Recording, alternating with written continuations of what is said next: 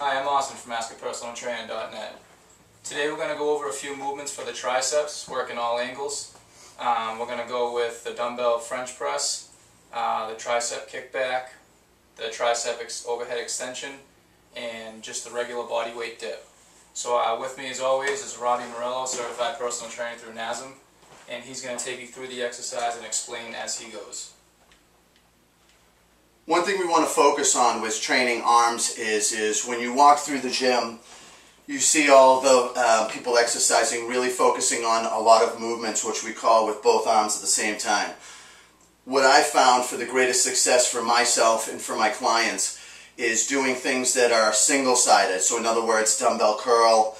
You can do them both at the same time, but the left arm is not going to make the right arm stronger. And oppose that with the same thing you'll see when we do it. Laying on my back, the dumbbell French press. Again, my left doesn't help my right and vice versa.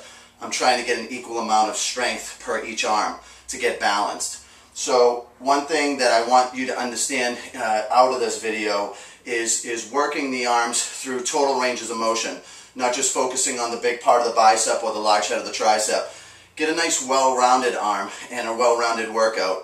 That way, when we're out, aesthetically, it has a much better appeal. So I hope you enjoy the videos, and thank you. I'm here doing lying tricep French press. And what we want to be sure is that you keep the dumbbells equally apart. You never want the dumbbells to come up over the face in case, God forbid, your arms give out. I always bring them to the outside of my ears. And what's important when you hit the tricep is everyone wants to bring their elbows out. Why? Because they're using too much weight. Bring your elbows in. They're supposed to be pointing to the ceiling as you come down. Nothing moves from your elbow to your shoulder.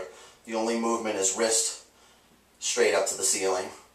And really focus on the squeeze at the top of the movement. So I'm going to go over now a tricep dumbbell kickback. What's very important here, hopefully you can see, if not I'll explain, is your outer leg on the same side you're working needs to be wider than hip width distance to keep your back nice and flat. This is the same position you want to take on a one-arm row as well. But on a tricep kickback, just like a one-arm row, it's easier to set the dumbbell down straight, bring it up to 90 degrees, okay, and straight arm kickback. What's very important in the straight arm kickback, again, I don't want to see the elbow drop and you're kicking back down here. There's no emphasis on the tricep. So keep that elbow up, okay, nice and tight to the body, and straight kick back, okay? Get the length and the squeeze of that tricep so the whole head of that tricep is firing through the whole range of motion.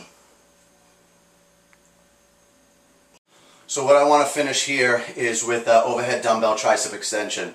Again, we have to be very careful on the shoulder, especially because you're going arm up overhead. It puts the shoulder at what we call a very vulnerable position. What I like to do when I have weight up over my head is kind of keep my hand here to kind of make a mental note to contract my abdominal wall nice and tight.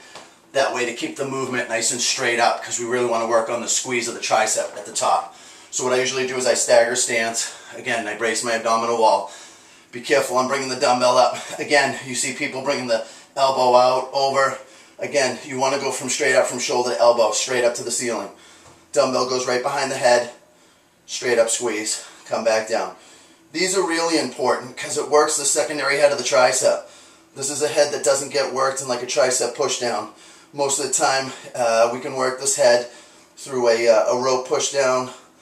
We worked a little bit in the tricep kickback, but it really hits the inside head of that tricep where a lot of us can't actually see it. But for those guys out there that want those nice rounded arms with the bicep and the tricep, this is a great exercise to finish with. So I come down, elbow up and squeeze, come down, elbow up and squeeze. One thing that I like to finish with is a body weight exercise, whether it's a tricep push-up or a tricep dip. Today I went with the tricep dip. Again, what we want to do is get on a flat bench, get the hands a little bit closer than the side of the body so they're a little bit behind me. Again, for those beginners, you're going to want to keep your knees bent in the tricep dip, come down and squeeze. Intermediate, you can go halfway out. Again, come down and squeeze. And for advanced, you can go all the way straight out. One thing you want to do is you want to bring your glute back as you come down. Keep your back up nice and straight. Keep your head up about as straight as you can. And you want to come down at 90 and you want to squeeze at the top. Come down at 90, squeeze at the top. This exercise here is a great finisher because we fatigue the primary head, secondary head of the tricep. Coming in here and adding a body weight depending upon how much you weigh and how advanced you want to go with your leg position is a great finisher to the tricep.